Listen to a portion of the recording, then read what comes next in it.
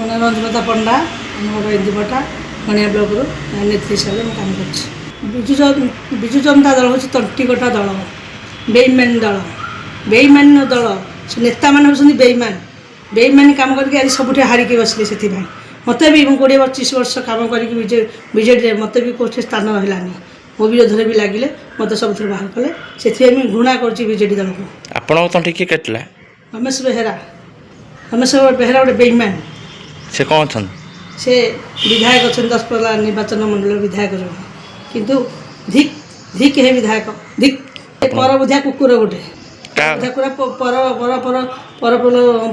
ପ୍ରଲୋଚନରେ ପଡ଼ି କେତେକ ସ୍ୱାର୍ଥପର ଲୋକଙ୍କ ସକାଶେ ସେ ଆଜି ମୋତେ ବଳି ପକାଇଦେଲା। ସେଥିପାଇଁ ଭାରତୀୟ ଜନତା ପାର୍ଟି ସ୍ୱାଗତ ଭାବେ ମୋତେ ସାମିଲ କରି ଆଜି ଭାରତୀୟ ଜନତା ପାର୍ଟିର ଲିଡର ହିସାବରେ କାମ କରୁଛି। ଗଣିଆ ବ୍ଲକରେ କାମ ଆଗରୁ କରୁଥିଲି, ଏବେ ବି କରୁଛି, କରିବି।